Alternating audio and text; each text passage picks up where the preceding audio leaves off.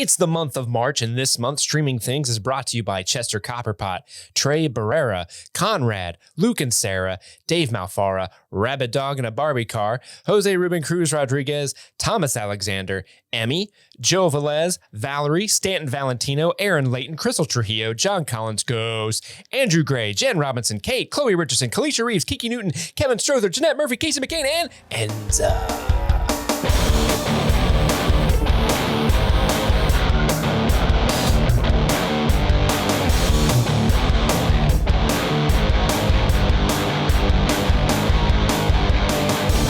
Welcome back. My name is Chris. My name is Madison. And I'm Steve. And this is Streaming Things, continuing our coverage of Yellowjackets. This time, Season 2, Episode 2, Double Deuce. Edible Complex. 2 and 2. Yeah, Edible Complex. I was really confused because for whatever reason, I was 100% sure that this was supposed to be Episode 3. So I spent like 5 minutes like, where's the third episode? Did it not fucking drop? Oh, we're on episode 2. I'm dumb. So you thought you'd already seen it the whole time and you're waiting on the newest one. Yeah. Like a dummy. Like a dummy. Mm-hmm. Like I get it. Like a total Aquila. I don't know. Dumb. You trying to pick the dumb one? I don't know. Which one would you consider the dumb one out of the team? Javi. It's Javi or Travis for sure. The dumb one of the team? Of the younger people? Yeah. And the crew. Who's dumb? Who's dumb? None of them are that dumb, really. Jackie was dumb. It was Jackie, yeah. Jackie was pretty dumb. There you go. But she tastes great. Mm-hmm. Delish. Should have called her Snacky. Am I right? Nice. Snacky Jackie. That's a double entendre. Well, it would have seemed inappropriate until you found out it was a cannibalism show. Oh, yes. That's okay. That's not inappropriate either. No, that's fine. So yeah, we just watched episode 2, as I'm sure many of you did. If you've been tuning along, then you know what you're in for. If you're new here, welcome. What we will do is talk about our overall thoughts very briefly on the episode. And in some of our cases, it'll just be 3 phrases. And then at the end, we'll go through a play-by-play, scene-by-scene of every moment in the show, every succulent morsel. And then we have 3 games we play at the end, 3 little segments that we finish things off with. Our choice cuts, our top 3 favorite moments of the episode, followed by our honeycombs, if any, some kind of Easter eggs or references to the 90s that we've gleaned from watching the episode we might share with you fine folks. And then finally, our buzzworthy performance. Our favorite performance of the episode is how we'll cap things off. Welcome all and sundry. You can write into the show at any time at streamingthingspod@gmail.com, and we might read it on the air to contribute to our discourse. Possibly. Maybe. But you can join us at patreon.com/streamingthings and subscribe at a variety of tiers and become part of the support of the show. By the way, those of you that do support us financially on Patreon, the reason we're here right now, you're the only reason we're able to do all this. You bought these microphones, this cool thing you can't see that holds my cell phone for no reason off to the side there. These cameras, that's the reason we have a YouTube video version now. These lights. Yeah, those lights. That only people on YouTube can see. That's right. That's right. No, I think they make the sound better quality too. I'm not sure about the science of that, but I'm pretty sure it's true.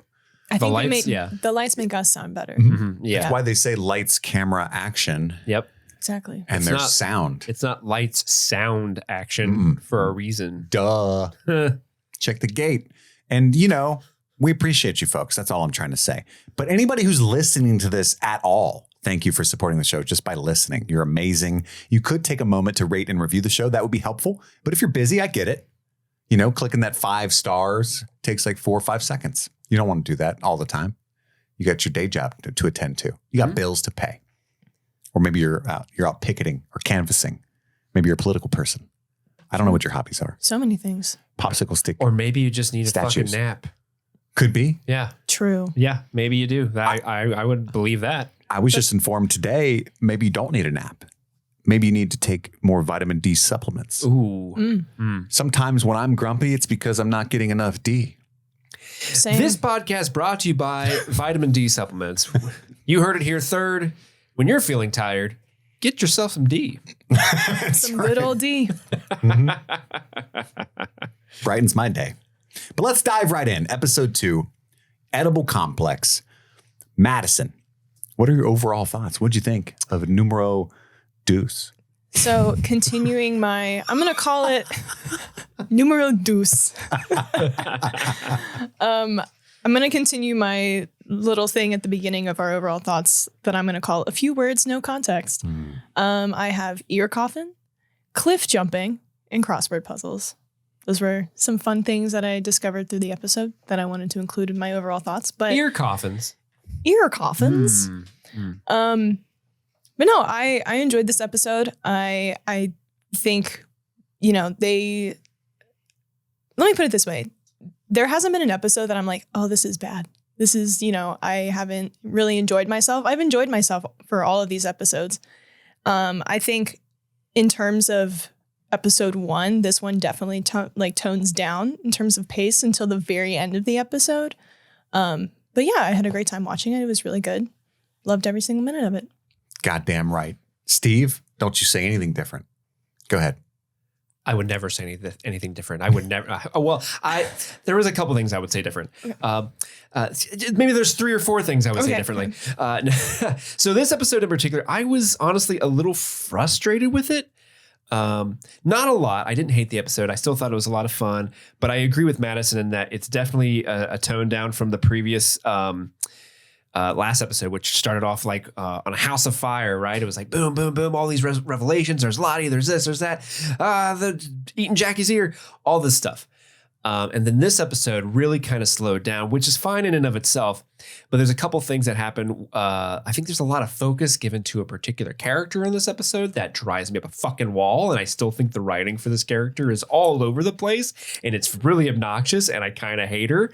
And they're trying to use her to get from point A to point B in the story. And I think it's contrived. Like, you don't need her. You don't need to have this focus to get from point A to point B in this instance. You got enough evidence, guys. You don't need to entrap a teenager. All right. And so I'm not super thrilled about that because you hate Callie. I hate Callie. I hate Callie. Tell us how you really feel, Steve. Yeah, I hate Callie. So she's by far my least favorite character on this show, and she drives me up. And it's not the actress's fault. She's doing great work, right? It's just the writing in general for her is so scene to scene very different, and it's just weird. And she's playing a pissy teenager already, so already you're supposed to kind of be annoyed with her. But I think they kind of take that to a degree where it's like they're treating it's so weird that they have these teenagers in the woods dealing with these grown-up things, and they write them so well, but then this real teenager in the modern day, they seem to, it just screams of like, what are the kids into nowadays? Let's write the Callie part. And it's like, how do you write this character so poorly? Vaping. Well, vaping. That's what the kids are into. She's going to hit the vape pen till she loses her mind, because that's what vape does. I don't know. Like, I'm going on a tangent here. That's like maybe 30% of the whole episode. The rest of the 70% of the episode, I think, does progress forward. There was actually some really good editing that they did in this episode. Mm-hmm. And I really appreciate the thing I appreciate most about this episode is the when they are discussing or showing fucked up things in the show, like really crazy fucked up shit. They do it in a way where it's like not vaping, like vaping. Yeah, exactly. Jump scare. Kids, look away. She's using the wrong juice. They do it in a way where it's almost like ethereal and storybook-esque and visually more interesting than if they went the gruesome, gory route. Right. Mm-hmm. I think. Oh, sure. I know what you're talking about now. Yeah. And that's, so I really, really appreciate that. And the last thing I was missing in this episode was not enough Misty. I'm just going to missing the Misty. Let that sit. I agree with you guys are making good points. You're making sense. I don't have any issue with the Callie character per se. I do think they're going somewhere that will be interesting just based on the trailer between Shauna and Callie that I think could be neat, like maybe a little bit of a future partner in crime in a way. Yeah. Like they may bond over the murder. But I do agree with a noticeable lack of Misty, especially Samantha Hanratty's portrayal of the character. They have sidelined young Misty almost completely. Yeah. And I'm upset. Weird. That's their star. There's like if this was a soccer game and she's your best striker. Yeah. What are you doing? She's the Zava. She's your Zava, yeah. Yeah. I was gonna say, are we both going Ted Lasso right now? She's your Zava, yeah. So There's that's like little background hints, like what's Misty doing in the background? That looks like a lot of fun. Let's do that. yeah, they do like a nod to her and Crystal being friends now, which I think they'll get their own time to shine soon. And there's a lot of characters to balance, but that's one thing I've noticed. But I haven't like in the forefront of my mind been upset about any of this stuff. I want to make that clear. I've been really enjoying being back with this show. I think they started off with a bang, as they have to do. Episode 1's got to be like, hey, everybody's been gone for a while. We got to convince them to watch the rest of this season. And then it makes sense to me from a pacing perspective that they would slow it down a little bit and start laying some groundwork in the second episode. So this didn't surprise me or seem like anything unintentional at all, that this one like kind of slow walked it a little bit. And then of course it ramps way up at the end. I mean, I would argue we're getting farther along in the first 2 episodes than I expected in the first 6 or 7 as far as the young lady's plot line. So I'm excited that we're moving that quickly into Crazy Town. But there's a Where's Crazy Town? Is that near Flavortown? It's in Nevada. Oh, okay. Yeah. Oh, Not Utah? No, I would have thought Florida myself. it's all over continental US. There's a character that pops up played by one of my favorite actors, my favorite people. I don't know them. They just seem like good people. Not going to lie. Just seen a lot of interviews. So excited for their contribution in the future to this show. And I think they fit like a, what fits, Steve? Like a hand in a glove. That's what, Like a glove on a hand. If the glove don't fit, you must have quit though. That's true. Because it's so rare, because it fits so well typically. Ooh, honeycomb? Yes. There you go. OJ Honeycomb. But let's dive right in. We've all given our overall thoughts. Let's fucking get into the meat of this snacky. It opens. I regret that. It opens in 19. Yummy. A snacky. Let's dive into the meat of this snacky. Meat of this Jackie. I love that you guys doubled down on what I hated. It opens in 1996. Yummy. It's Shauna. I'm going to keep doing that to y'all episode now. It's Shauna in the meat shack with Force Ghost Jackie. Meat shack, baby. And Force Ghost Jackie is just giving her hell. She's in there. I would like Taunting to, the shit out of her. May I make a petition Sure. from here on out that Jackie be referred to as Deadass Jackie? Dead ass Jackie. She is dead ass. Dead ass. Because I think Akila is the one in the next scene that's like, they're like, where's Shauna? She's like, she's talking to Deadass Jackie. And she's not wrong. Yeah. Jackie is dead ass. Deadass Jackie. Dead ass Force Ghost Jackie. And she asks her about the ear. She's taunting her, right? Oh, you put it to bury it? You're going to put a little ear coffin? Mhm. And then she asks her to braid her hair so that practical reason she could hide her ear, Yeah. but it's also a fun way to bond, Madison, right? is that gross? You did a little. Just the whole, it's very eerie for me. Eerie. Oh! But all of the interactions between Shauna and Deadass Jackie, I have just clenched my body. I don't know why. it's so morbid to me and very disturbing to watch. I watch it still, but I'm just like, because I see where Shauna is now as an adult and just like moving in the past, like thinking about her younger character doing that. Like it's mind boggling, I guess. Yeah, and we didn't talk about it last week, but this is confirmation that Shauna was the first of the bunch to taste human flesh. We got that last week. She had a hors d'oeuvre. She did. Just a little A little app. Mhm. Little Jackie hors app. d'oeuvres is what they A call little this. nib, little nub. We got Jackie Nibblers. Mm-hmm. And then they talk about reminiscing, right? About Alyssa Bender with her rum and gummy bears. And then You guys ever had rum and gummy bears? I have not. Is that a thing? Yeah. No. Rummy bears. You get some rum and you just chuck some gummy bears in them. You let them Chuck 'em soak in. it up and then you eat them. Oh, Yeah. then yes, I have. I remember this memory. Yeah, those, yeah. It was a wonderful summer. It's like the fruit in the hooch. Is that what you're saying? Fruit in a hooch? Yeah. What fruit are you putting in the hooch? Pineapple. Yeah, pineapple, That's strawberries. Classic. Classic. Any fruit I can get sometimes just a can of cocktails stuff. It's usually pineapples and grapes, I think. I like pineapple a lot. Fruit in the hooch. Love Yeah. it. And some Bacardi 151. Maybe some Everclear. You're going with a Bacardi, my dude. Straight Everclear. perhaps. Everclear? Fucking monster. Did I mention I'm in recovery now? Never known this about you. And then we cut to the girls inside the cabin. They're cooking. They look at Misty and Crystal and say, I think it's Aquila, one of them, or maybe Mari says, oh, there's two of you now. Meaning, they're a twosome. That's what I mean. Small reference to our girl Misty. What were they doing that would elicit such annoyance? Just sitting together. Yeah, I think the fact that Misty has a friend, I think they're just like, oh, there's two of them now. Just supporting one another at all. I hate women supporting other women. Can't So stand bad. it. Next thing you know, they're going to be, Lord knows. Asking for equality. Goodness. Voting Wow. on Craziness. what we do next for the day. I don't know what they vote on out there, but probably stuff. And Lottie says Shauna will come in when she's ready. She tries to defend her yet again. She's out there processing things, right? No one eat her food. Yeah, better not. And then Thaisa, I think, says someone stinks. And they're like, we all stink as to our conversation. It's like, It's finally said. who the fuck reeks? Like, you all reek. Van even said it. Yeah. Like, Van's like, I know who does because I was down there. Who doesn't? And then she's like, no, someone stinks more than usual. And they find out quickly someone pooed in the pee bucket. And then I think it's Misty that says, but is it girl poo or boy poo? Like, yeah. I love Travis is like, that's not a thing.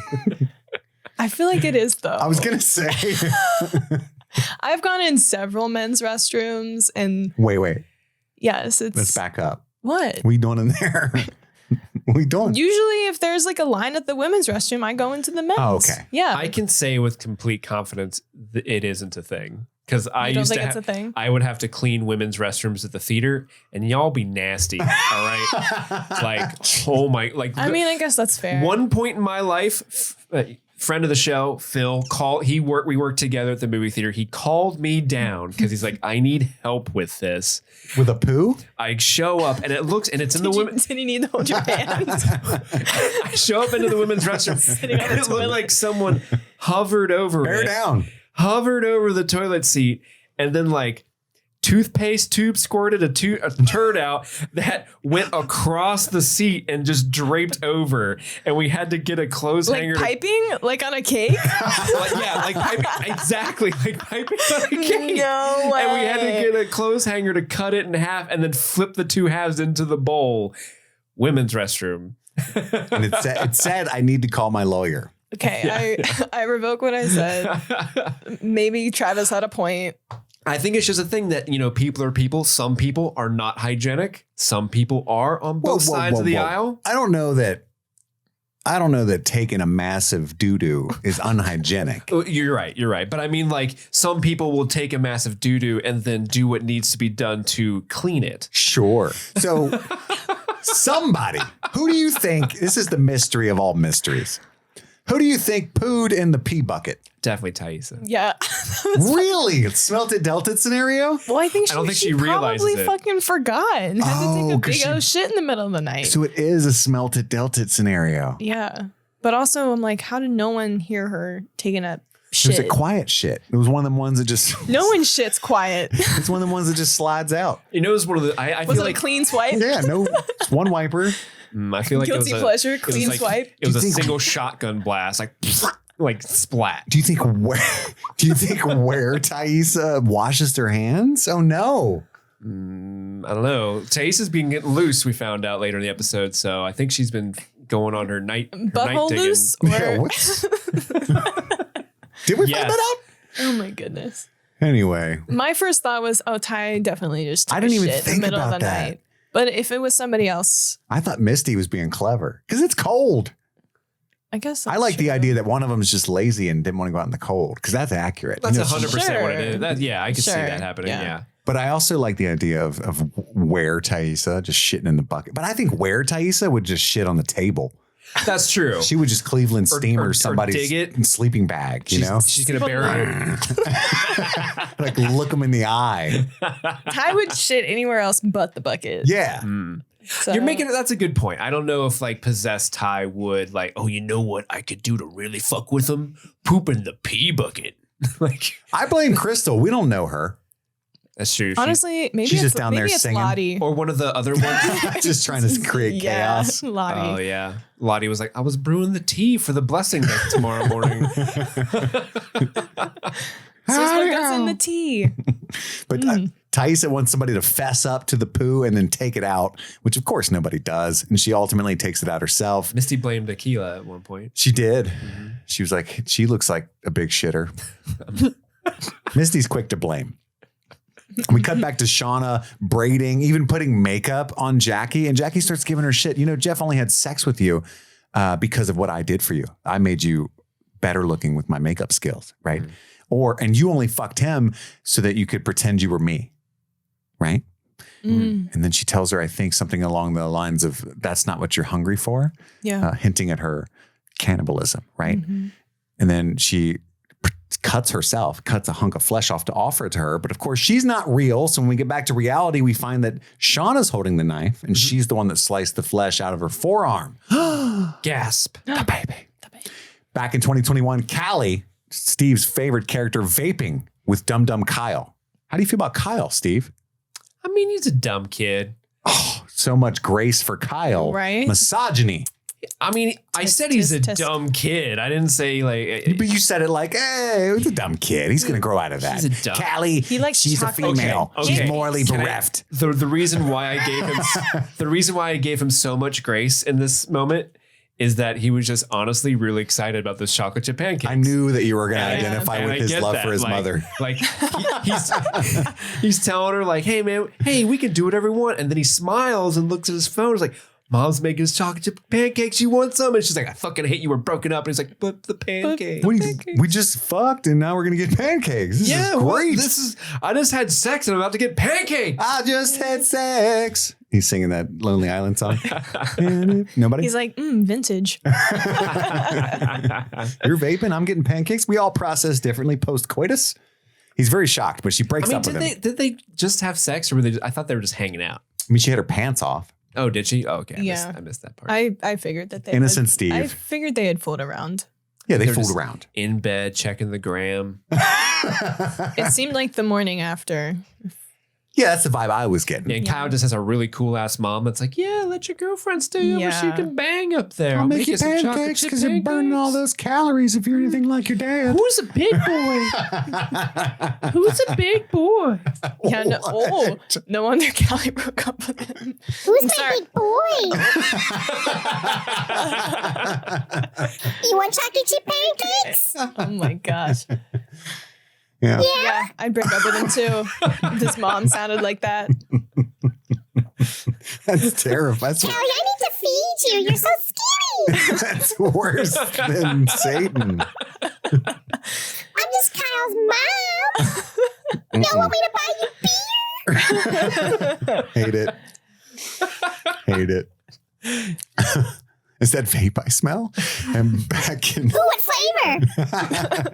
I'm a cool mom. Did you guys know like the cool mom? I'm picturing Leslie Mann all of this time, by the way. As Kyle's mom? No way. No way. And I love it. Maybe like Kristen Wiig.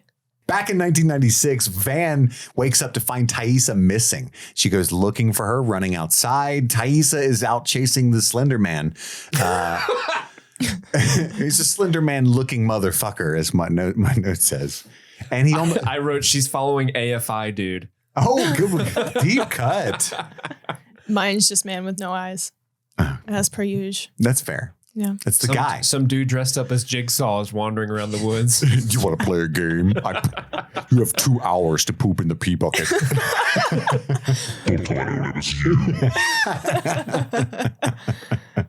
And then he leads her off the cliff almost. That's his goal. He's going to lose his puppet. And Van saves her at the last second. I'm really glad she went chasing after her, right? And then as they stumble back to the cabin, we see that fucking rune carved onto the tree. Van wants to talk to Lottie. She says it's time. I think Lottie can help. Thaisa is disgusted at this prospect. No, she's like, no, I saw what she did for Travis. It could help. No, I'm dealing with this just fine, even though she's clearly not. Pretty selfish to put this all on Van. I don't want to pop a boner like Travis. Yeah, that was embarrassing. Did you see that? So crazy. Why did he do that? And then they cuddle. And she says, cute. if you move a muscle, I'm going to wake up. which is clearly not true because she untied herself from her while she was sleeping and she didn't wake up. But hey, we'll see what happens. Hi, Van. You want some chocolate chip pancakes? That's so creepy. Really cool mom here. I'm in the cabin now. Back in 2021, smash cut to Thaisa making coffee, grown-up Thaisa. So it goes from young to old. And why is okay? I like this montage of her. She's staying awake. She doesn't want to sleep, right? We know that. She's slamming some coffee. Why is she using a new cup every time? I know she's rich, but goddamn, what's the point of that? Just put the same old cup back in the Keurig or whatever. It's visually more interesting to see multiple cups. Sure, but I think it also wasteful. means to show a long period of time as well. Time hath passed, Chris. Yes. That's true. Yeah. But we can all agree, though, that in reality, same cup. Because for us, Chris, You're rinsing that bitch out at least. for us, this best. montage was but 15 seconds. For her, 24 hours. days. I don't think she went that long without sleep. Also, she could probably switch to some harder stuff more effectively than coffee. Like It's what? true. I don't know. Cocaine? Cocaine? Cocaine, Cocaine, maybe? Maybe Some methamphetamines? some snow, I really did like Ice. snow that grows. I love the transition from 90s tie to modern tie, and then the editing of the montage was super I assume this was one of the editing scenes you were talking about. Yeah, it was very cool. really well done. We also get like a double mirror shot that was really interesting. I Yeah. thought we would see something creepy, like a "Don't Worry, Darling," like the mirror Thaisa look, but the Thaisa that we knew was real didn't indicate that for the mirror or something. But I watched the scene multiple times and I didn't see any of the versions of her doing anything creepy. So I don't know what the point. It just looks at her, right? Just showing the dual. Yeah, it's the mirror version of herself is just giving the non-mirror version, the real version of herself, a dirty look. I was surprised that we saw that this early. Yeah. I was anticipating that being something that comes later. But yeah, it's creepy. All the different versions of Thaisa. Really neat visual. In 1996, we see Thaisa again chopping wood while all the girls are sitting and cooking, doing their various chores. Choice. They're doing the choice. Natalie watches from the window and she's creeping on Travis and Lottie. Perhaps a little jealousy or perhaps just concerned about Travis in general. I don't know how you read this scene. I mean, weren't picking up jealous vibes? You can look at it both ways. He did get a boner. Yeah. Did Nat see that though? I don't know. But I if feel she like did, everybody she'd be did. like, it took him a while to get one of those with me. I had my things out and everything. Yeah. Well, if she doesn't think jealousy, maybe she should, because I think Travis's brain is elsewhere. At least his dick brain. Yeah, his other head is somewhere. But in the scene that we're referring to, I think her looking at them is a look of concern, not a look of Like jealousy. he's getting sucked into the cult. Yeah, because- because she's worried that she keeps giving him that false hope of Javi being alive. Hope is just hope. And she doesn't think that's healthy for him. Yeah. And then they also have a conversation later. Travis brings up to Nat, oh, you weren't a part of the Blessing. The blessing. Yeah. Yeah, they go on a hunt. Natalie had purposely skipped the blessing. Mm-hmm. And then on the hunt walk, Natalie bitches about Lottie, right? And then they talk about splitting up. And Travis is kind of like old Travis, where he's just really obstinate and for no reason. Like, I'm going to go this way. Well, you don't have a gun. Yeah, it's fine. What? It's not. I just want How you gonna kill something, man? to be alone. I have a boner. I don't want you to see it. I'll kill it with my boner. Oh, I'll just club it to death. I have a spear. So they do split up, but they make a plan. She says, meet. It's really complicated, like a caveman plan kind of thing, where it's like when the sun reaches the western peak, I would have been like, oh, well, fuck. Looked at my coming at the light of the third day. Yeah, she goes full Gandalf on him. When you see my smoke signal, that is the time to return. Here's a secret. Here's a safe. Flame of Ondon. Natalie's being weird. Back in 2021, Natalie and Lottie, they trade barbs, right?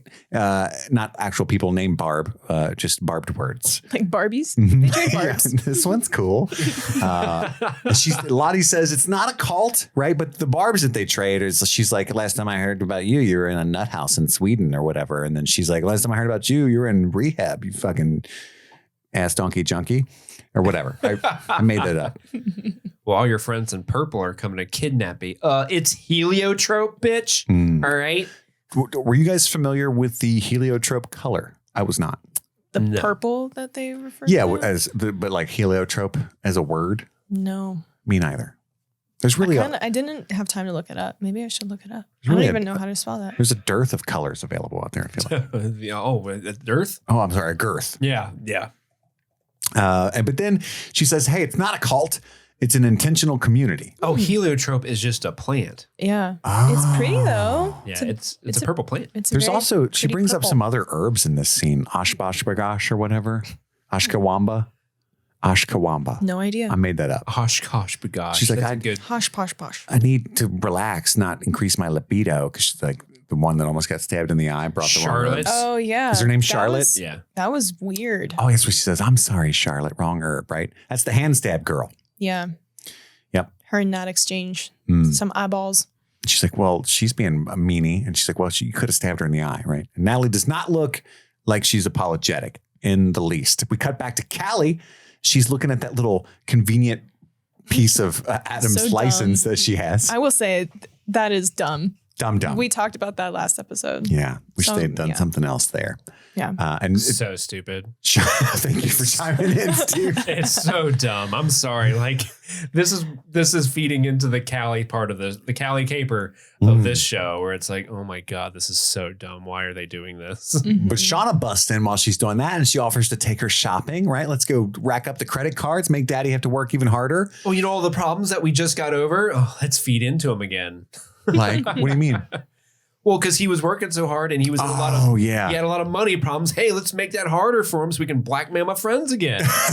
And kill a guy. Yeah. And Callie doesn't want to hang out with mom. Mom gets sad, right?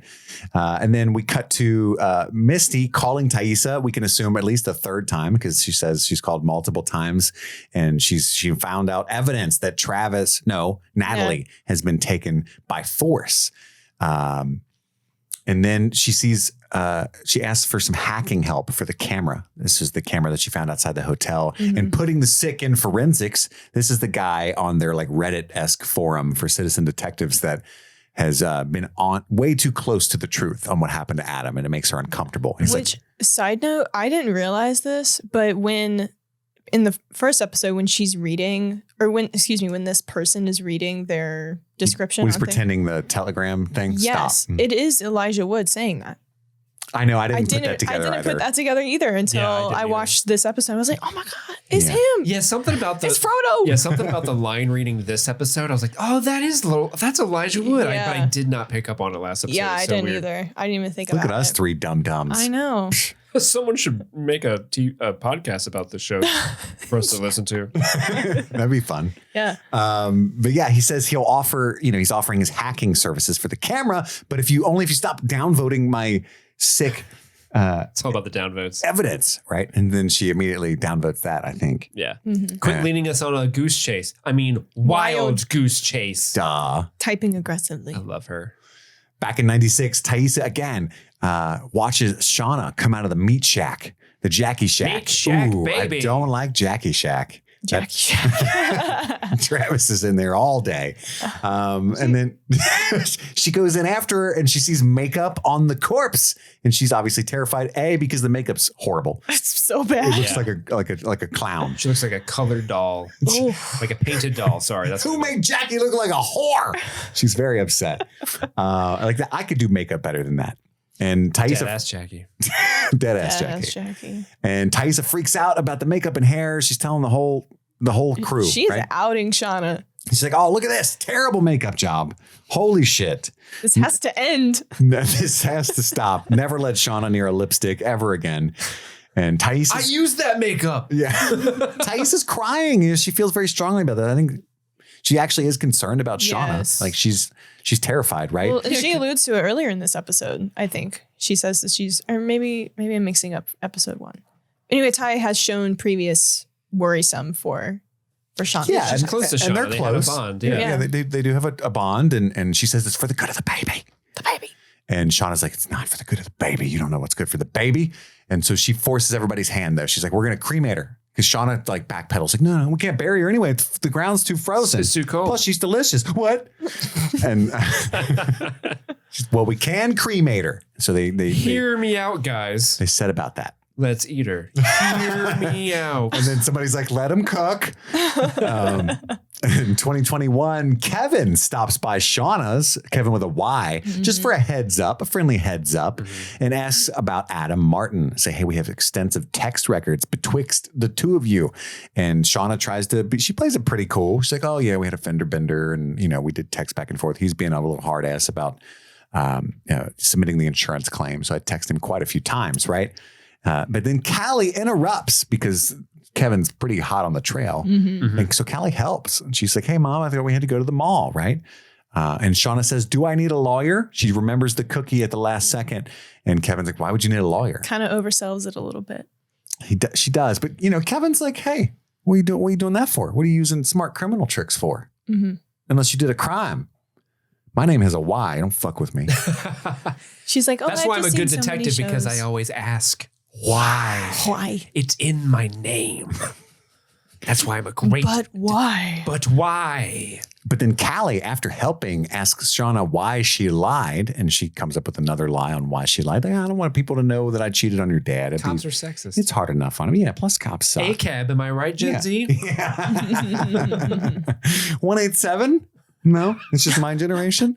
And there's this awesome moment where Callie's really upset about all this. Obviously, she's been upset the whole time, and Steve thinks she should fucking get over it, but that's fine. And then, but Callie's really upset. And then Shauna's like, wait, Callie, hold up. And then Callie turns around and you think they're going to have a moment where she's going to be motherly and address the situation and acknowledge her emotions. But then she says, at least go through the back. You might still be out there.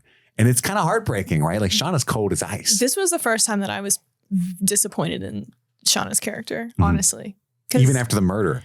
Yeah. And the cannibalism. And this all time, of it. This particular interaction, I was very upset. I agree. In Shauna's defense, Callie was just as fucking cold like 10 minutes before this to her. So she knows her daughter doesn't want anything to do with her. You mean about the mall trip? Yeah, she's like, let's go hang out. Let's connect. And she's like, fuck off, Mom. Callie's a kid who knows that her mother has cheated on her father. Yeah. And is a murderer, most likely. Yes. And she's trying to process all of that. Sure. Plus, she's not getting dicked down. Kyle is not a swinging it. He's just eating pancakes. Yeah, but she could have been dicking down on some chocolate chip pancakes. All right. That's not how you use that. No. I'm coming down to dick down these pancakes. Who's ready to dick down on some pancakes? Yum, yum, yum. I will say, there is a part of me that's rooting for Callie in a way. I don't know why. And maybe we can talk more about that later. But I was sad that there wasn't more of an emotional connection for that. And they definitely built it up to be that. And then Shauna just completely missed the mark. Yeah. It was on purpose. It was a great, subversion of our expectations. And I get what I'm not going to act like you're crazy, Steve. But you have to see objectively, Callie is one of the only sane characters, as annoying as it might be to interrupt our little universe. Sure, but I also feel like what they've written for her, I just don't think she would be this like, she would go up to him like, did you kill this motherfucker? And you're in on it, Dad? And you're okay with it? This is messed up. Let's have a conversation about it. She wouldn't be all pessimistic and like, no, I don't want to hang out with you. My mom never wants to hang out with me. I hate my dad. My dad never wants to hang out. Like, there's so much whiplash happening. Lay it on him, Madison. I see what you're saying, but there's also this part of me that's like looking at the relationship between Shauna and Jeff, how they, after nearly 20 years of marriage, have just now opened up to each other. Mm-hmm. I'm sure the form of communication in that household is ass crack. Probably is doo-doo. like ass more cheeks. doo-doo than a pee bucket. So yeah, but there's this whole thing of like, we all have to be sympathetic to Callie because her parents did a bad thing. Callie's been a prick to her mom this entire show. That's true. From season 1, from jump 1. Hi, honey, what are you doing? Fuck off, Mom. So I get why in this scene specifically, Shauna would be like, hey, I tried to reach out to you. You slammed the door in my face. So just go out the back. Thanks for doing me a solid. Just go out the back. Mm-hmm. She tried. And Callie is not helping herself. And I don't think she deserves all the sympathy in the world. Like, yeah, it sucks the situation she's in, but she's not helping it herself. Yeah, it's like, I killed a guy. Fucking get over it, kid. I think she's also like, I don't think she wants to confront. I don't know. Maybe she's giving her mom an opportunity. I think Callie is setting her mom up for these opportunities to be transparent with her. and Shauna just doesn't land. She just doesn't. She doesn't choose to be truthful with her kid. Mm-hmm. But I don't know. They need more Molly. That was cool. Callie was nice then. Yeah. Oh yeah, she definitely needs more Molly. Mm-hmm. But that interaction too, where like Shauna was founded out. She was in this very vulnerable state. You know, she was exposed with this dude that, you know, I don't know. Maybe the situation has to be right, because that was a good scene between the two of them. I'm rooting for mother-daughter relationship, and I want them to be happy. I think they will be collab. in a twisted way, per the show. But I'm excited for how this develops. Mm-hmm. We cut back to Sammy seemingly visits Taissa. He seemingly walked all the way from school. She calls Simone while she's making him a snack and says, hey, Sammy snuck here from school. Simone's upset, thinks she's in on it, right? But she comes to pick him up. Meanwhile, Misty's back on the citizen detective chat, waiting for a response. When a new guy comes to the retirement community that she works at, dropping off his quote unquote mother, supposedly, right? And smiles at Misty. Uh-oh. Little smirky smirk. Does that make you jealous, Chris? It does. Just a little I don't know of whom I'm more jealous. Oh. Because I love me some Elijah Wood. Probably Elijah, though. And he recreated that scene from Return of the King where he just smiles at people for 5 minutes straight. And rants about how much he hates sand. Frodo. I mean, they're both wearing shorts Mm-hmm. in both those scenes. Mm-hmm. Yep. And then she finds a note on her snacks in the fridge, but it's blank. But it does say to Misty on the letter. But the note, the meat of the note, the Jackie of the note is blank. The Jackie of the note. I didn't catch it, like write it down, but there's some banter from Elijah Wood's character to the orderlies that is really funny and Misty-like. Like he's talking about like how's the security in this place? Like he's asking really crazy ass questions about the facility and whether or not he should put his mother there. Mm-hmm. Hilarious. Back in 1996, Natalie and Travis hike alone. They're both separate, but they're meeting up because it's the sun has risen in the west on the third day or whatever. It sets in the west, by the way, but you know what I mean. The light of the third day. Yeah, there we go. I was waiting for you to pick it up, but you were just letting me flounder out here. Yeah, I just want to see. I'm drowning. I want to see what you do. Oh, help. Rope. Life preserver. But yeah, they're hiking alone. They're going to meet up. Natalie pulled. We cut back to some like past footage here, but Natalie had pulled some old pants of Javi's out of his suitcase, and she took them to try to convince Travis that he's dead. She's using them as evidence, put right? Some blood on him. Oh yeah, she cut her own shin. Yeah. That's a weird place to cut. Ow. Yeah. You want to go straight for the shin? No. I don't know where I would cut myself to get that much blood, though. It's true. That's not like butt cheek. Ooh. Well, then you can't sit down. You could. Well, I mean, they're not going to be sitting on that little bucket. They're definitely squatting over that thing. So on the pee bucket? On the pee bucket, yeah. But wouldn't you be worried about some backsplash? I mean, yeah, No, but what can you do? I just saw how small that bucket was in my mind's eye now. Whoever pooped in that, it had to be precision. It had to be like ding, like a spit in a spittoon in the old Wild West movies. Ding. Oh my gosh. But yeah, so she gives him the pants. Or that's her plan, at least, right? And she gives it to him, and it's got blood all over it. And she's like, Javi's gone, right? And then they have a good cry. They hug. And he seems to process it finally. Back in 2021, Lottie's closing up shop for the night, sort of. Like she's got her, I imagine she sells like teas there or something. Cult's closed. And then she says, Travis called me. She tells the story of Travis to Natalie, right? Like he called me and he told me that the wilderness had come back to haunt him and he knew what he had to do. That he needed to be as close as possible to death and to confront the darkness, like how Van was close to death when she saw the spirit, and who else? Jackie, I assume, saw the spirit. Well, now that you say that, I mean, Laura Lee, right? No, I was going to say Ty was near death when she was about to go off the cliff. Oh, it was Lottie. She's like, even you, that's what Travis said, because like she like hit her head on the window and all that stuff. Oh yeah. Yeah. So that's his plan. And she does the calming trick to his chest, right? It seems to work, but she falls asleep.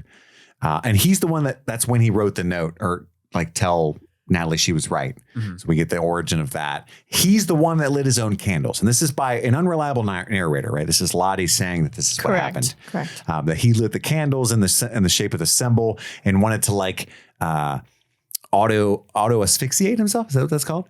Not autoerotic. Yeah. He was jacking off. I don't know why. Himself. Yeah. He was going to hang himself for a few minutes. Until he lost consciousness, he could speak to the spirit. And she was supposed to lower him down, but the mechanism on the crane did not work. She was unable to lower him. She said, "Oh no, it keeps going up. Shit. What am I going to do? Oh no. So this was complete bullshit, right? Yes. I think that's complete bullshit. Yeah, I was also hoping this was bullshit because I was kind of let down. If like, wait, that's it. Yeah. Ugh, I don't like that. That feels unfulfilling. Well, that they call attention to the fact that this is a terrible answer to this season-long mystery, right? Yeah. Like Natalie goes, Travis died because the buttons got stuck, which I think is the show's way of saying, we're not doing this to you. Don't worry. I hope. Yeah. I've been disappointed by the entire Lottie plotline. Because that's a really neat character. I think like she's the fucking antler queen. Like she speaks to the devil or whatever. Mm-hmm. And then we see her and she's like, hi. And, and I'm like, oh, what? Yeah. I don't even know what her little cult does. What do they do? I don't know. Probably no people. cult does good things. Yeah. Bury people for therapy reasons. Yeah. Naked man in the dirt. I love it. I mean, it'd be cool to spend so much more time with. I love it when the dirt hits my tank. But it's interesting because they're not making her out to be a hero either, like a good person. She's still on this teetering line. But they of do in the trailer. Like there's, I don't want to spoil the trailer for people that are listening that haven't seen it, but it does seem to suggest that Lottie is way more benevolent than they made her out to be at the end of season 1. Sure. Well, I think another clue that Lottie isn't being 100% honest with Nat here is we also get to see, I guess she had her own little vision in that moment too, where she hears Laura Lee's voice, which by the way, she sees Laura Lee too. Geeked out about Laura Lee. Yeah, Laura Lee. Oh my God, where's Leonard? We didn't get to see Leonard. Yeah. He just looks like Cocaine Bear, like. But yeah, she sees Lottie, and then she becomes like a scary zombie, or I'm sorry, Laura Lee, and then she becomes a scary zombie Laura Lee, and that's then that's when we see that Travis got hanged. He's raising in the background, he's super high back there. Yeah, but she doesn't tell Nat that part of the story, which is interesting. So I think that kind of lets us know that she's not being fully truthful. But part of me was worried, like, is the fully truthful thing she's not telling her is that she's having visions and not necessarily that. I do think that is what happened, and that the spirit got into the crane. Because we see the spirit interfere with the tree at the end of this episode. And so it does physical things. And I think we're led to believe that it killed Travis, right? Which I got to admit, a little boring. Yeah. A little lame so far. What do you think Travis was going to say to it? What up? Why'd you give me a boner? Super embarrassing. Thought you'd like it.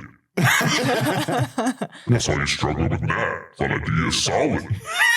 Get it? Do you a solid? Yeah.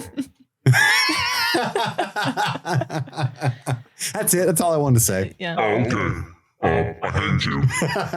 Yeah. The whole plot of how I knew Lottie's story wasn't sound. I was just like, yeah, there's definitely more to that story. I think her her being there is true. But I don't think that that's exactly what happened. Well, Natalie gets pissed. She demands to leave. And she says you're going to spend the rest of her life plotting revenge, right? And by the way, I think this is part of this conversation where Lottie's like, we saved you. Like, that's what happened. They were supposed to just watch you. I was concerned for you after what happened to Travis. And then when you put a gun in your mouth, they had to escalate things, which is why it was real kidnappy, because it was urgent. Mm-hmm. That's her story, at least. We cut back to Simone showing up at their old house with Taissa. The door is locked. That's not a good sign. The chain's on the door, right? Taissa fell asleep. Oh, shit. What did she did? Oh. Go up to Sammy's room. He's missing. The window's open. She's pissed. They go driving around looking for him. Cut back to 96. They're building the pyre while Shauna waits anxiously. Akilah wants to take the jacket. Like, we can't just waste the jacket. That's Jackie's jacket. We need it. Deadass Jackie. Mm-hmm. They want the clothes, right? And Shauna's like, no, we're not gonna take her clothes. Do you think any part of her, because it reads initially like Jackie's sacred to her, right? Like, that's why she's braiding her hair and she's putting her makeup on and stuff. Like, don't touch her. That's her clothes. Right. Was any part of you thinking part of her was also thinking, I don't want you to see the flesh missing from her? A little bit. That's why you can't have her jacket? I'm sure that's part of it. Yeah. I think that was maybe 20% part of it, though. Right. I think for the most part, it was the fixation of keeping her friend together. Because it Yeah, she almost is, seemed like yeah. she had forgotten about the cut because at one Yeah. point she looks down and sees it and is like, oh, yeah. Yeah. That. Well, who else sees it? Doesn't Lottie, Lottie. see it? Lottie sees Yeah, it. Lottie sees it. Lottie goes and gives her the necklace. Yeah. The mystery necklace is back on Shauna. And Lottie sees the flesh missing and just looks at her like, was it good? Was it good? Wow. Compare it to like a Why Whopper. didn't you share anything with me? Yeah, is it like a rodeo burger good? I need some extra flavor for my tea. I pooped in the bucket. I'll save your secret. You should save mine. Lottie goes around touching everybody and is like, it was you. You pooped in the Yeah, she bucket. can see. Yeah. I get it. I can't. In the cold, it's hard to bear down. Tear down.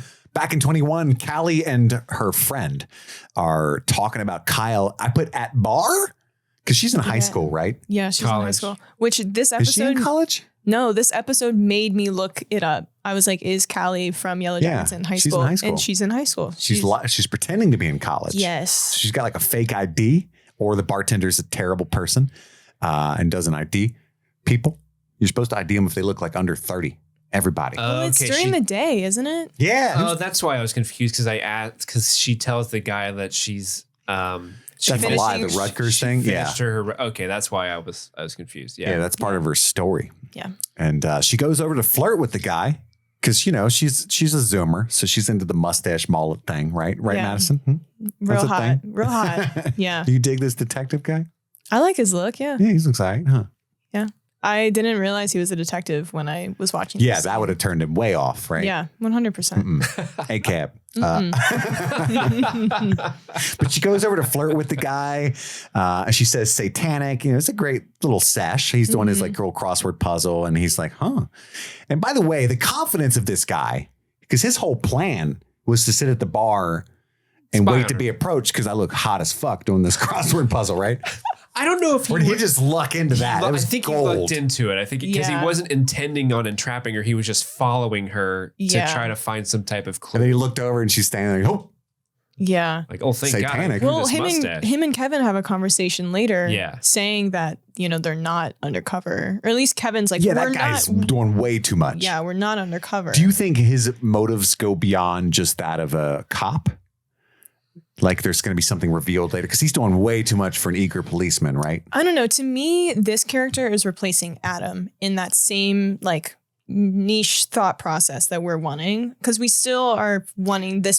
We are still wanting somebody that is like secretly outside looking in, I guess, or like Yeah. trying to find answers. And I feel like maybe we're projecting that. We're projecting Is what it we thought Adam was on this. Another person. hot guy that might be up to no good. Yeah, I get what you're saying. A bad And now boy. Bad boy. instead of season 1 with Shauna, now we're just going to graduate to her daughter. Yeah. I don't like that. It's also a little predator-y because if he's a cop, Hence the mustache. he knows how old this girl is and he's He's entrapping her. flirting with her at a bar. He is.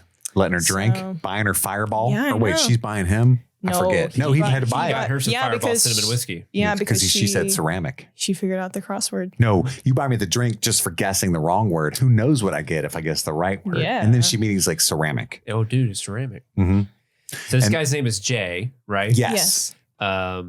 Is our Okay. friend filming her or just like in the background She's on her just on her phone? phone. She's just on her phone. Like playing Snake. Yeah. That's pretty Is that what y'all typical. do? Because her friend Snake. abandoned her to go hit on a guy. Well, So- the friend jokingly but seriously said, you should go flirt with that guy. And Callie was like, okay, bet. I And then will. went over and Okay, won. bet. Okay, bet. And Dare the friend me. was like, wait, no, I was kidding. She's like, well, I'm going to fucking do it anyway. Yeah, I'm gonna go see if his mom's got pancakes. Be right back. I left kind of hard that I could tell this dude wasn't on the up and up the moment he was like, well, I'm here because my mom's in a bad divorce and I'm coming to help move her out. And Yeah. said that like perfect phrase. And then I laughed so hard when Callie was like, I'm kind of in the same boat. Yeah, it's pretty similar. Yeah. I was honestly impressed that Callie was able to come up with this lie so quickly. I would have been so nervous to Like do mother, that. like daughter. Yeah. They're a lot more That's what I'm similar saying. than they think. That's what I'm saying, Yeah. man. They're gonna. Yeah. I'm telling you, they're gonna hide Jay's body together at the end of season 2. Yeah, they are. Back. Why'd you say it like that? Way too into that mustache. And then we're going to get chocolate chip pancakes. Back in 1996, Natalie and Travis come back to the pyre chaos. And man, remember, they don't know what's going on. Like, what the fuck are y'all doing? Why is Jackie made up like a whore and we're burning her? And Lottie insists Javi's still alive, and Natalie gets furious because she just cut herself to convince Travis. What do you guys think about that? I mean, obviously, Natalie thinks it's for his own good. She thinks for sure that Javi is dead, and she wants to help him move on in the grieving process. But I mean, she's doing a lot, right? Yeah. Well, I think she loves him. You know, I think, you know, in that situation, you have nothing else to hyperfixate on except this guy that you are in love with, and also trying to hunt. And it's probably been really difficult with him. I'm not saying that distracted. Plus, he's not putting out anymore. Well, That's the real issue. not until after he knew his brother was That's what I'm saying. Well, we had that scene. I'm being funny, but in that scene in season 1 or in episode 1 where she tries to kiss him and he turns away and she's like, God, he's still thinking about Javi. This is bullshit. And in her defense, like You got a Lottie boner? She's mad. Lottie boner. They're barely hanging on as it is. And they've got a cabin, they've got shelter, they've got some food. And they don't know where Javi went. And he's presumably, where else is he going to be? So it only makes sense to assume like it's been 2 months. Oh, yeah. This kid is dead. If you're without magic, he's 100% toast. Yeah. Yeah. I mean, if I was Nat and I was trying to comfort this person, I think I would. I don't know if I would go to the lengths of faking his death and giving him a bloody pair of pants, but I think I would try really hard to put in the reality, like, hey, your brother is probably gone. Definitely dead. Yeah. Mm-hmm.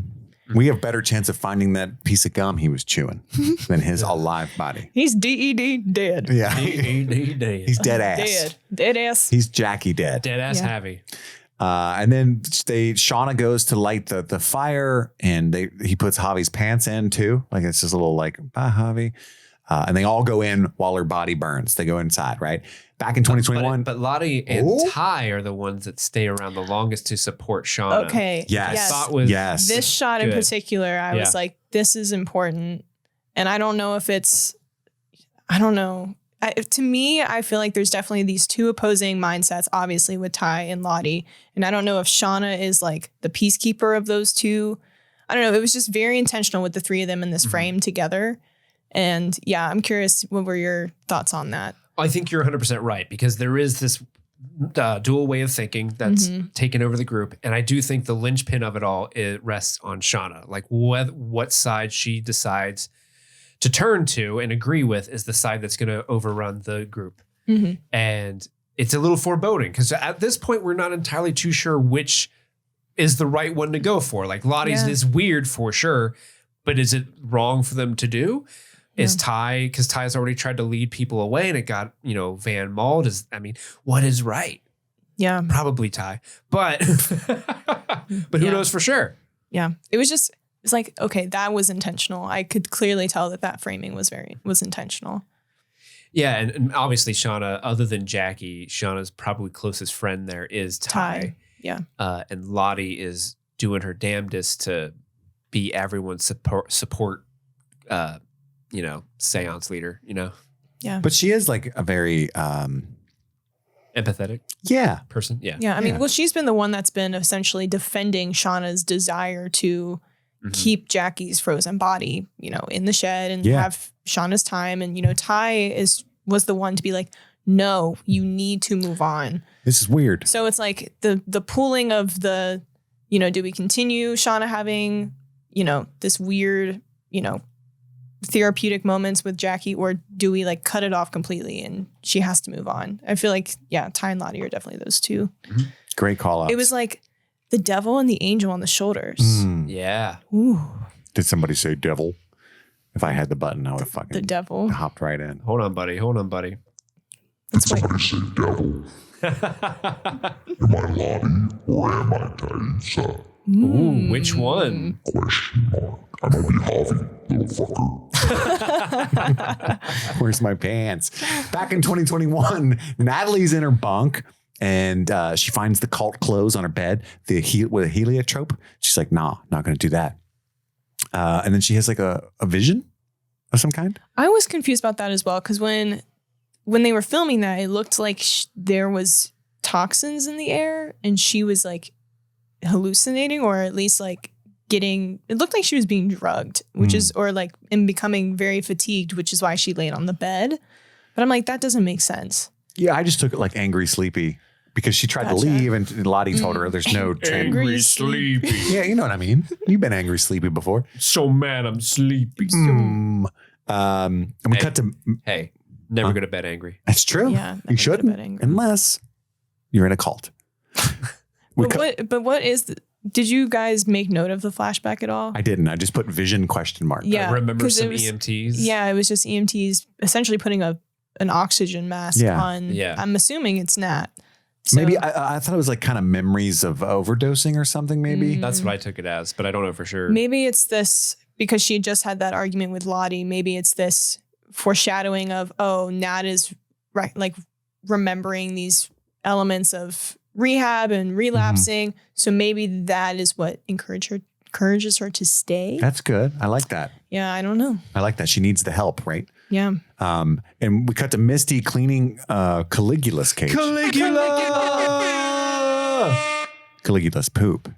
Poop is a reoccurring theme this episode. Yeah, there's a lot of shit going on. Did Caligula poop in the pee bucket? Ooh. It was a little bucket, and he is a little man. And then did Caligula come back at the end and help with the little snow? Oh, maybe. Oh. It was Caligula all along. It's Caligula, Agatha. I like it.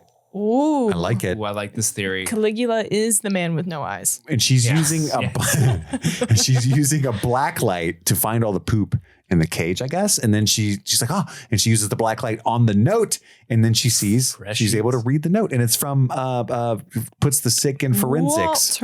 Walter, played by Elijah Wood. Hello, I'm Elijah Wood. Is that what he sounds like? He's not British, but it could be. You don't know. Okay, Pippin the dog. Hello, it's me, Pippin the dog. I left you a note. I thought it would be really cute if I wrote it with a black light pen. Vanishing ink, I think, is what they call it. I'm just a dog. That's all the note says. I'm just a dog. I'm polishing kisses.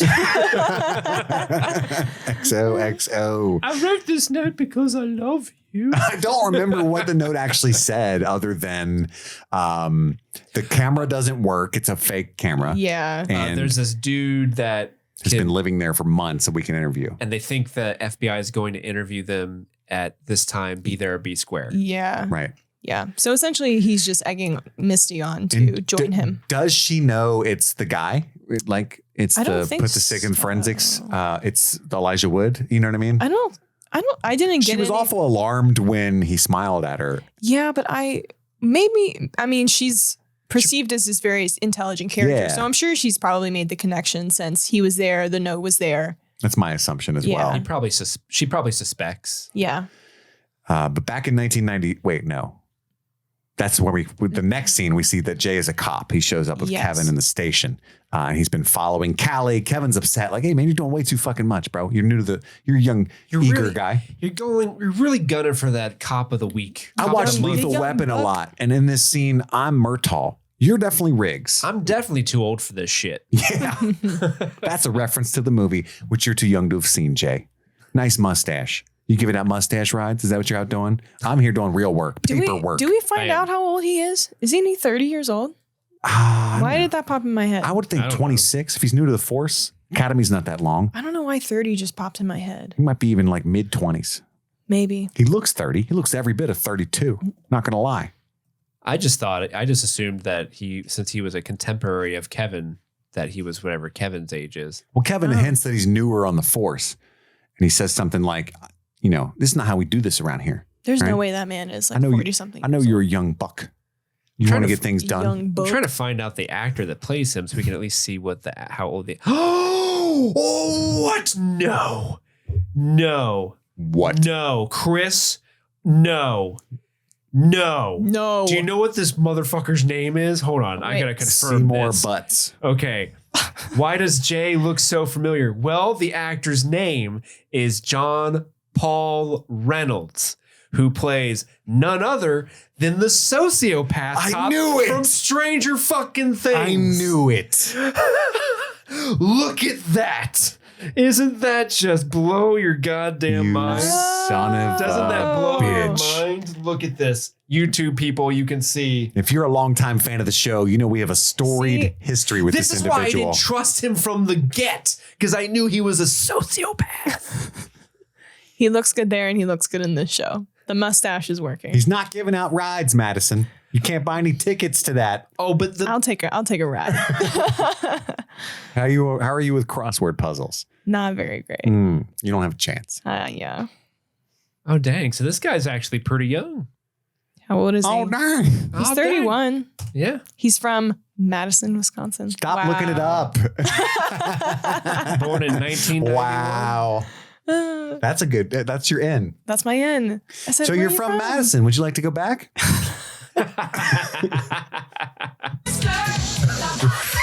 On all fours, baby. All fours. That's a callback. Where are we at? He says he's following Callie, right? That's where we end up. Oh, my God. That's where we end with that. I'm so sorry. I still have shell shock from this revelation. Yeah, that's wild. Ooh, That's a baby, wa- I'm sweating. What season of Stranger Things was that? All of them. Oh, okay. He's the Yeah. awful cop that like There's is a two cops sociopath. that Yeah. work under Chief Hopper, and he always says the weirdest shit as a cop. You know. Yeah.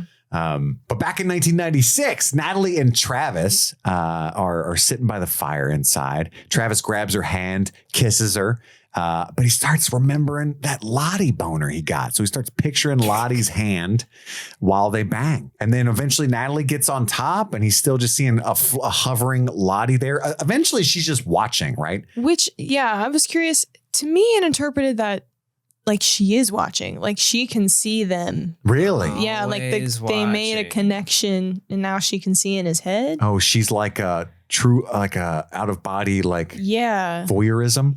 I don't know. I just was like, is she there actually? Like, I don't know. I was just like, how is it all in his head, and what is the guilt for why she's in his head right now? Maybe she has like some spiritual roots that come from the trees, and Mm-hmm. she put her own roots into him when she touched him. So now she's like connected to him at all times Maybe. spiritually. Yeah, That or she literally is always watching. always watching. I like to pick, like he didn't hate it. You know what I mean? He stayed erect. He kept going. Yeah. It wasn't like he threw Natalie off but like, this also- is weird. You voyeured me? I don't know how I feel about Travis having a sexual connection with now 3 women. Well, I guess all of them, because there's He's the only guy there. They all tried to fuck him back in the one episode. But to me, it's The just only one like, that wasn't interested was Thaisa and Van for obvious reasons. I mean, obviously. I don't know. I think I don't know that he's like wants to have sex with Lottie specifically. Yeah. I think that there's a spiritual, this is going to sound really douchey.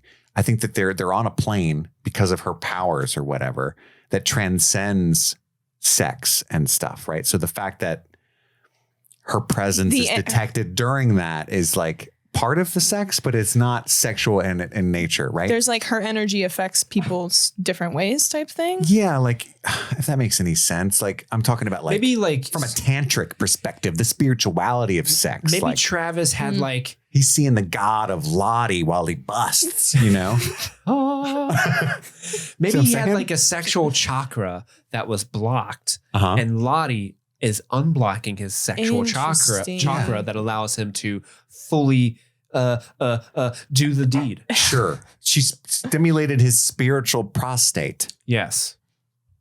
I like how you both looked at me and you're like, yep. I'm just trying to include you both in the convo. Yes, That's all. Yes. Yes. That's spot. That's the only time that one's ever worked. So yeah, he continues doing his business. Natalie takes over. She takes control, right?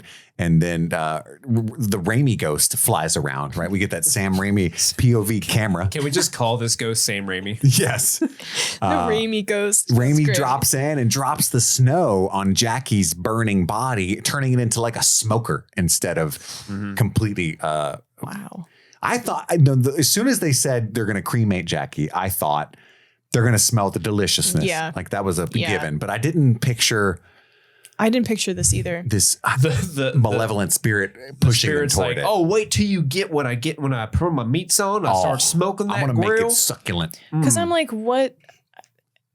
I've never cooked human flesh, so I don't know. But like the snow falling on the body, like I would have just because similar to Making you, it Chris. moist. I just was like, the body's gonna be burning and they're gonna smell it and Get hungry. yeah. I mean, it's not a delightful smell, I can imagine, but I think just because they're super hungry, it doesn't really matter. But yeah, I was. I think it smells like I've read like pork or like it's not different. Okay.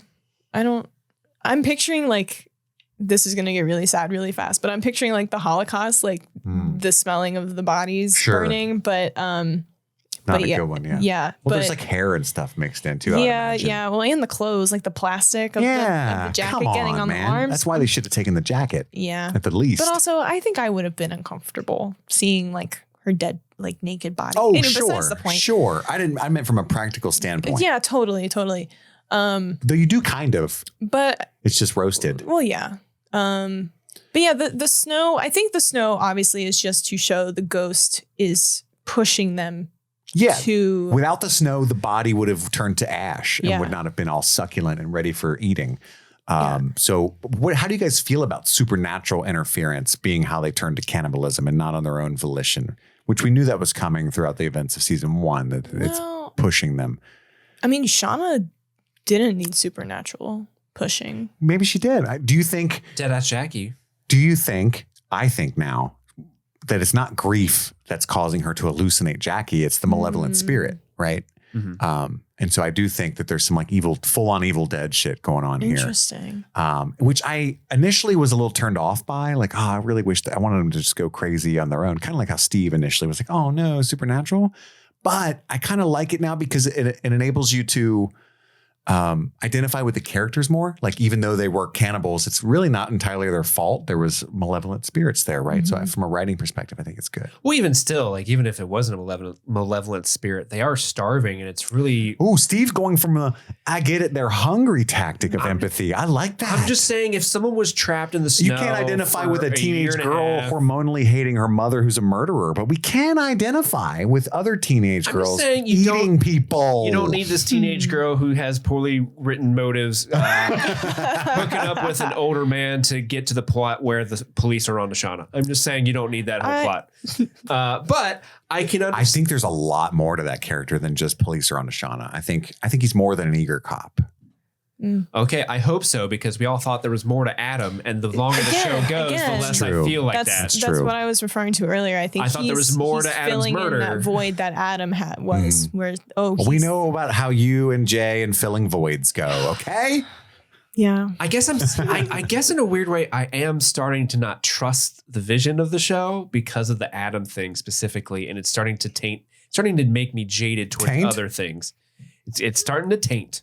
I get it. And they had initially thought about making him Javi, but they thought that was a bad idea. Yeah. And I was like, that is definitely a good idea. That would have been a cool reveal. Well, I think too, I'm happy that Adam isn't, because I think to me that would have been too full circle in terms of the show if he was Javi, because I caught on to that from the get-go when they were going back and forth between at least that point of the season 1. But it would have explained his extreme hots for Shauna in a really nice, in a maybe too much of a bow, but it would have been But I nice. still think there's more to expand on that, because I do think that we are going to get an episode or a scene where Shauna is brought into the police station for questioning. And I think we will get more information about Adam, whether it's Shauna killed him innocently or there's more to his character. I don't know. I think there's still a lot of lingering things that the writers know that we're thinking. And so I'm hoping that they bring these back full resolution at some point. Maybe Adam was part of Lottie's cult, and he was the one hired by Lottie to keep an eye on Shauna the way that people were watching Nat. Maybe. So Yeah. when Nat tried to kill herself, they saved her. Maybe Adam's role was to keep an eye on Shauna. So if she got in trouble, he would take her to Lottie. Oh, I don't that's know. a good twist. I'm That just she's part of thinking. Lottie's cult. That's Yeah, cool. Like I maybe like next that. episode, Lottie's going to be like, Adam hasn't called in soon. It's been a minute. I hope Yeah. he's okay. Yeah, he was a Because nice he, guy. Because he I love said, his you know, art. a free spirit or whatever. I'm just here chilling. So maybe that feeds into it. He I could don't be know. in a hippie cult. Maybe he likes being for buried sure. underground for I do. therapeutic measures. He likes the color purple or whatever that fucking Heliotrope. heliotrope. Yeah. We go back to season 1 and like all of his clothes are like there's a little bit of purple in all of his clothing. Ooh. Oh, The seeds were there all along. man, We're are there. we writing a great twist here? I think we are. I like it. I like it. Yeah. Speaking of twist, Simone and Thaisa are out looking for Sammy, but he's at school. In fact, he never left. He was never there. And then And then when Simone looks at her and is like, you are fucking bonkers, you need help. she wrecks the car seemingly intentionally. Did you think werewolf Thaisa took over while awake, or was never? It was never good, Thaisa, because she was asleep when she came in. Because she looks at her with hatred, and then like I don't In think that it was- moment, yeah. I think that's if we're referring to it as her alter ego as Wolf I am Thaisa. where Thaisa, yeah, WERE. Yes. I definitely think in that moment Don't she is overtaken by the where Thaisa. the were Thais. The bad one. The bad one, yes. And I don't know if it's the intention was to cause a crash necessarily, but the look that the bad Thaisa gave Simone was very like, fuck you, bitch. But back in 1996, the moment you're all waiting for, they all wake up smelling delicious food. What is that? The coach is already awake. Yeah. He's hard as a rock. Stiff as a board. Light as a feather.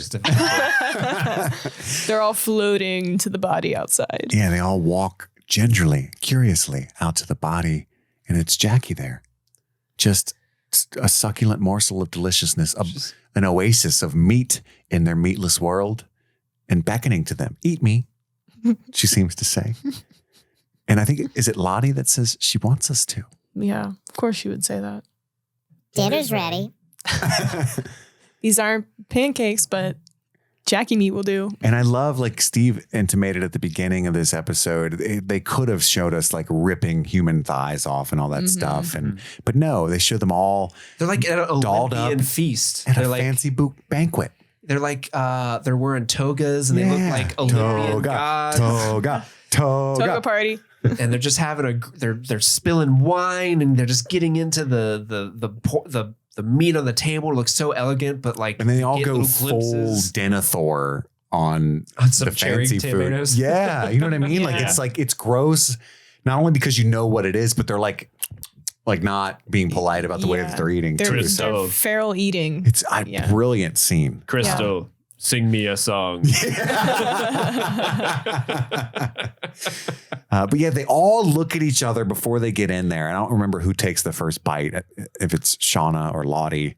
I don't recall. I think it was Shauna. Like there's the shot was Shauna was going to put it up to her mouth, but then Misty. It was the shot of Misty putting that's right. it in her mouth. Yeah. And the coach does not partake. He looks disgusted He's by like it all. frightened. He's tempted, but also mostly disgusted. He runs, does his best to hobble back into the cabin, and he is terrified, Yeah. right? And we I get don't that even shot of know. the open door and him leaning against it. I don't even know if he was what's If he the was word? ever tempted? Yeah, I don't know if he was tempted He's at all. gotta be hungry. Yeah, He was probably interested, maybe. like, oh, what do we make it? Oh no. Yeah. Oh no. He's like, oh no, What you cooking? Oh, Jackie? Jackie. Yeah, so he's next on the old butcher block on the menu. He's Yeah. next on the menu, I think. I got that vibe. Like he senses it too. Well, you're definitely going to eat the one who's kink shaming you for eating the other person. That's going to be first. You know what I mean? Time for our choice cuts. Our 3 favorite moments of the episode. That name has never been more appropriate. I know that's been the most appropriate Choice time to cuts. say Yeah. choice cuts, man. So let's do it. Our 3, 2, 1. Our favorite moments. Madison, let's start with you. My number 3 is Ty walking in on dead ass Jackie, all dolled up, and it's just a total jump scare. And then she basically goes and tattles on Shauna to the whole group. Yeah, I just Snitch. Anything with dead ass Jackie honestly is a really fun and interesting scene. So Steve, you're number 3. My number 3 is the really cool editing montage going from young Ty to older Ty, or present day Ty, I should say, as she's like making all the coffee. As someone who edits a lot, like I just really appreciated the way they were using the cuts and then the sound of like everything, like the steamer hitting and the cups clinking. I thought that was Very really, Edgar Wright. it's very kinetic, and you can feel it, and then you can see just how Plus, I love run coffee. down. Oh, well, some of us do. How run down she looks, and you can really feel that she is losing herself. And No shade to Tawny Cypress. We're just talking about the weirdness of the character. well, I was about to say, like this, like Tawny Newsome is so great, and she's great at emoting just how, tired she is, because she's not letting herself sleep because she can't trust herself. Yeah. And it's becoming harder and harder for her to maintain her autonomy. Yeah. Chris? My number 3 is a scene between Shauna and Callie, where Shauna ultimately tells her, make sure you go out the back. I thought that was a striking moment where it made me look at the character of Shauna a little differently. I do think there's an interesting dynamic to be had there, but I can also understand why somebody might be a little weary, or at least maybe even not weary, but leery. Like you're not tired of it, but you're suspicious that it has a point. I get that. Madison, you're number 2. My number 2 is when Misty finally figured out the note. I was excited that, because I've been really excited for Misty and Elijah Wood's character Walter, and so now that connection has finally been made, and it was done in a really kind of corny but kind of cool way of the blacking pen with the note, and we saw it and it was blank earlier, and we're like, the fuck is this? Yeah, I really like that scene. I thought it was really fun and playful. Yeah. Is it my A turn? secret only fire can tell. Ooh, only black lights can tell. Steve, you're number 2. My number 2 is, selfishly, it's just seeing scary Laura Lee again. I'm really interested to see. I want to know what they're doing with Lottie, present day Lottie. Yeah. I don't like. That's the biggest mystery to me this season is like, what is she doing? What is she about? And just to immediately throw this curveball of like, oh, she's not as confident in her powers or her skill or whatever she's doing. She is withholding this information of when she saw something spooky. And what was that spooky thing? It was her friend that kind of kickstarted this whole like Messiah complex she has currently. And the way they kind of showed Laura Lee kind of as we last saw her to zombie, and then it did that recreation of her first vision, but now this time Laura Lee's like all burnt up and gross looking from the plane explosion. Like, oh, it's cool. Yeah. And I really, really enjoyed that part. Absolutely. No, I get it. My number 2 is Shauna and Jackie in the opener. I called it Shauna and Jackie Num Num. Where she's asking her to put the makeup on her, all that stuff, but mostly the part. I just thought it was really well done, where she cuts her own flesh from her arm, and she's like, but Shauna, you're holding the knife, Yeah. It was kind of like maybe mainstream horror, but still like Flanagan directed it, like effective, where it cuts to Shauna holding it. Like, oh, it's just a really good scene, especially for an opener. So I love that. Madison, you're number 1. My number 1, obviously the Feral Feast at the Did very anyone end. not pick? I love the Feral Feast. I love alliteration. Yes. Did you not pick the Feral Feast? I did not. Okay, cool, wow. cool. Well, I did. Go on. I mean, I'm sure the same reason that you picked. I honestly really enjoyed I guess just the juxtaposition of like them eating it very sloppily, very like nasty in, their forest setting, but then having it cut to them in this very, like I described it as like Greek Roman-esque attire.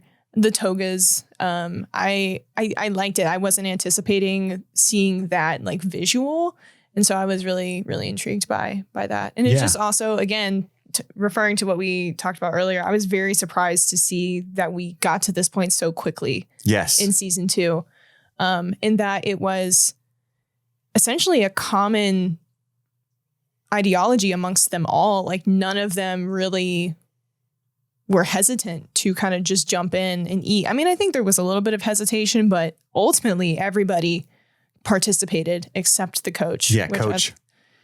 Not having it. Yeah. But it was, again, I just was like, yeah, fuck yeah. He's about to have another one less leg soon, I think. Yeah. But I'm very, again, I'm like, wow, they got to this so quickly. What does the rest of this season look like now?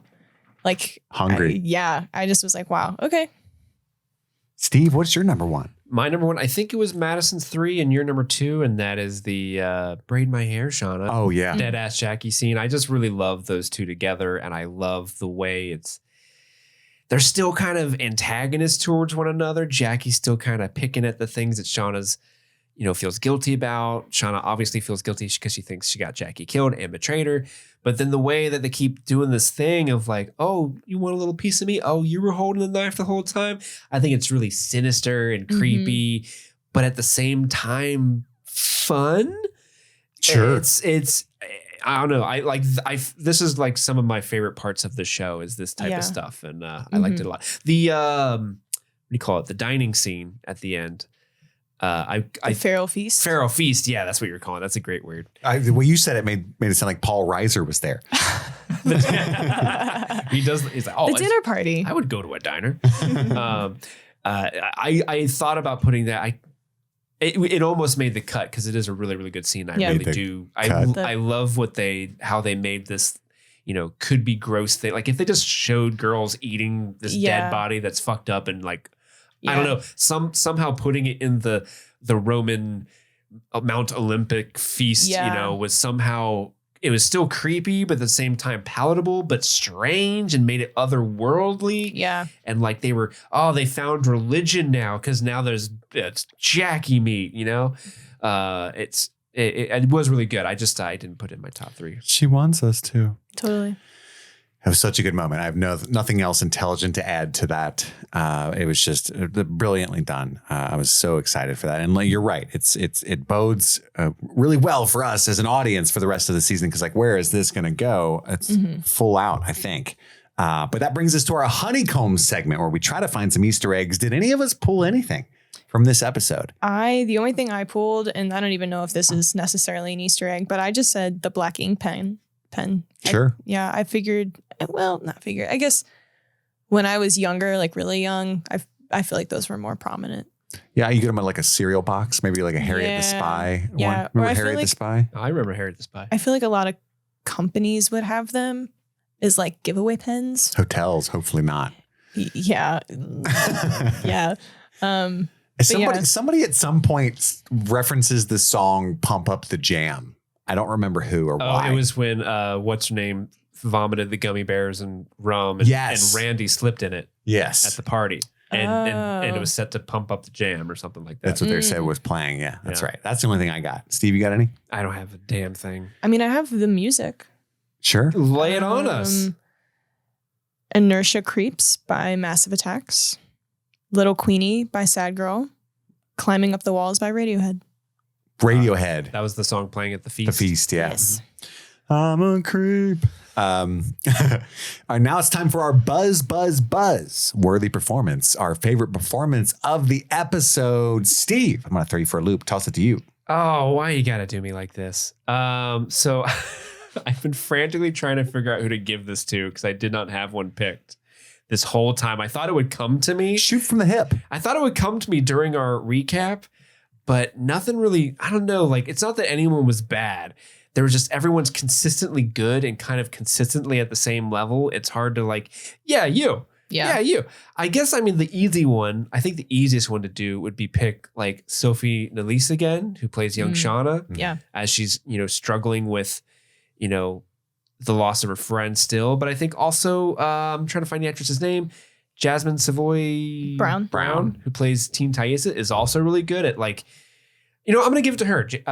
She's great. She was great. Because just the conviction of like, what the fuck are you doing to Jackie? But she's still like, after she gets that outburst out, she's able to still console her friend that she realizes is having a very, very tough time. And she did that with not a lot of scenes this episode. So I'm going to give it to her. That's my pick. Yeah.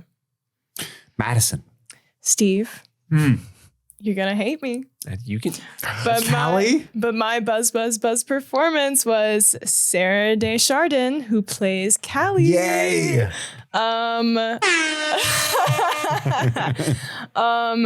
So we've talked about her a lot this episode, and for a reason, she's more prominent in this episode, which I kind of liked. Because in the past, I I would agree with you, Steve, that in the past she's this annoying teenager that, Shauna has been trying to get to know and befriend and blah, blah, blah. But yeah, we're finding out that she's a lot more like her mom than we thought. And also I think she thinks because, we've seen her interact with this Jay guy, very easily able to lie and, turn on this charm that, Shauna and her daughter has. I also enjoy her performance of being this kind of competing write-off character, like in terms of her intelligence to the situation, her parents' ability to like understand that their daughter is mentally like disturbed by their actions. So, and I think that's like, Steve, you're interpreting it as the writing is just like so frantically all over the place, but I'm interpreting as like, it's difficult to grasp if she's a villain or if she's like an ally to her parents, which I kind of like. So yeah, it's like, is Callie trying to read? I'm trying to read if Callie wants to be in on the truth with her parents. So that way, that transparency, especially with Shauna. Transparency. Exactly.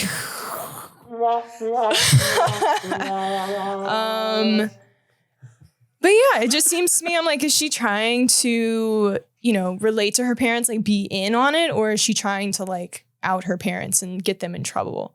So, but that's why who I think picked. when she defended him with Kevin, exactly, is and evidence that she's going to be in on it. That's what I was saying previously in the episode, that I think she's giving her mom opportunities to be transparent with her and to be like a part of whatever is going on. Because I think Callie, just like her mom, is a lot more intelligent than, at first glance. And so I think there's this underlining tone that like Callie is being built into essentially a younger version of Shauna.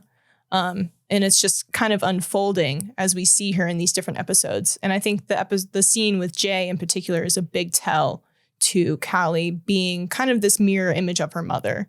But yeah, that's why I chose Miss Sarah Desjardins, which I had to write out in hyphens because I didn't want to say her name wrong. Yeah, that is a mouthful there. Yeah. I dig it. Yeah. I wanted to choose Ella Purnell as kind of a bon voyage, an au revoir. Yeah.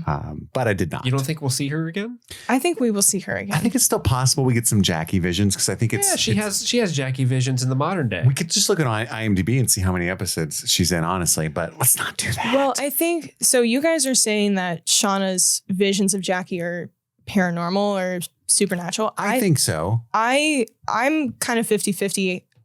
And I think they're more in Shauna's head. I think they're of her guilt. Yeah. Yeah. They're not and so because it's of her guilt. It is her guilt, but I don't think they would be happening if there was not a supernatural element in the forest. Does that make sense? Like she wouldn't of her own volition have these like full-fledged, like putting makeup on the body and stuff. Like if it was just a normal Lord of the Flies scenario. My opinion. That's just my opinion. Yeah. I mean, I can see both ways. I think what's also holding me to this idea that it's in her head is because she sees young Jackie as an adult. Like adult Shauna has seen young Jackie before. Yeah. So I think there's definitely the spiritual, like paranormal plays a part into it. But ultimately what I'm saying is that if it's in Shauna's head, we're definitely going to see Ella Purnell again. Yeah. Well, that's why I didn't give it to her. Oh, well. I gave it to, this is dumb, but. Why the fuck did you lead us down that rabbit hole? I mean, I said I should have.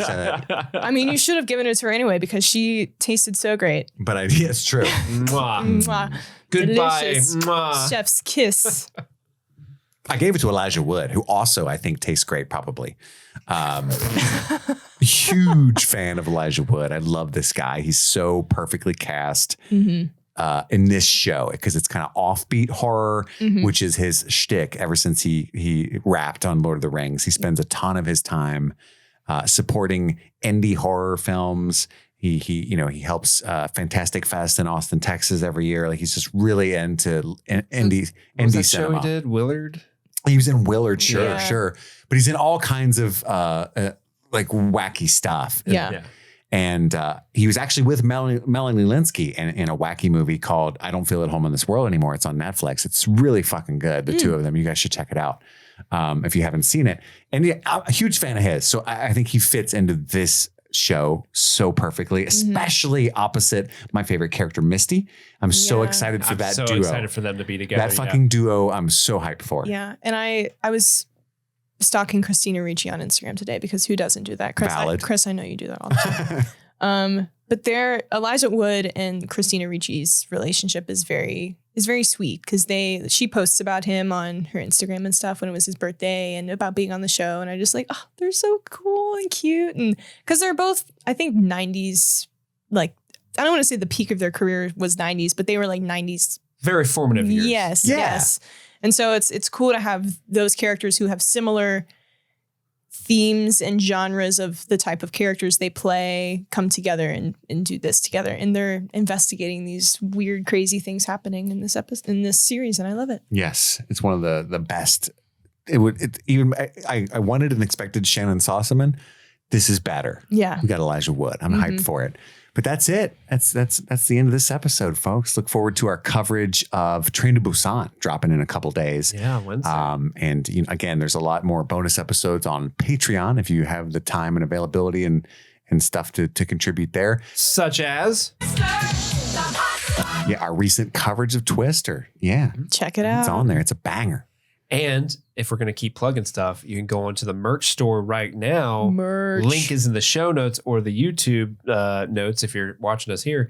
And we have Yellowjackets themed merch. We have a really cool Yellowjackets shirt, but then a Yellowjackets yellow jacket. Yeah. Ooh. Go get yourself fire. one. Hopefully we'll be wearing that on the show here soon. Also write in with ideas for our next costume for the finale, because we all dressed up as 3 Misties last season. Oh, yeah. Who knows? We could be 3 burnt Jackies or something. I don't know. Deadass Jackies. Deadass Jackies. That's our next band name. Yeah, the Deadass Jackies. I like it. I like that, yeah. But I love you all. Thank you for tuning in, for listening, for supporting us. And that's all the time we have for right now. My name is Chris. My name is Madison. And I'm Steve. And this is Streaming Things. Happy streaming.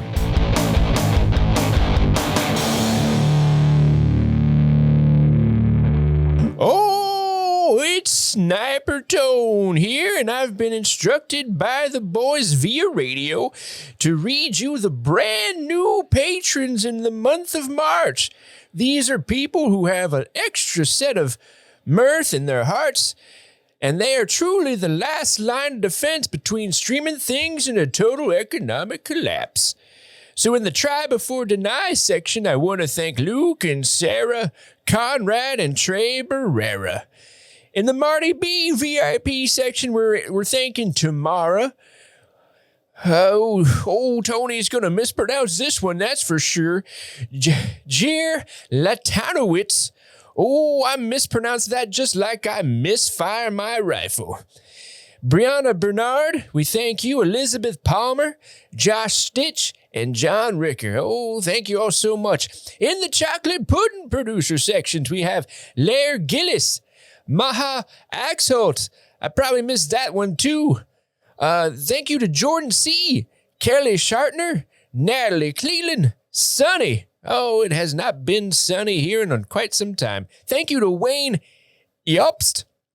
Oh, I think the world has passed Tony by. Tony does not know what that word is. Yopst. Thank you to Shotzi, Brock Borick, Alicia Takahashi, Gabe, Quentin Vassa, Teresa Schwemmer, and Rob Westendorf. And last but not least, we have our friends Don't Lie to thank. Those friends are Taj Allah and Melissa Worcester. You know what? Old Tone used to shoot a Worcester back in his day. Or was it a Winchester? I don't know. I'm Sniper Tone and my mind is frail. I gotta get back to protecting Kansas City. What? It's already on fire. Oh, Tony, you done it again.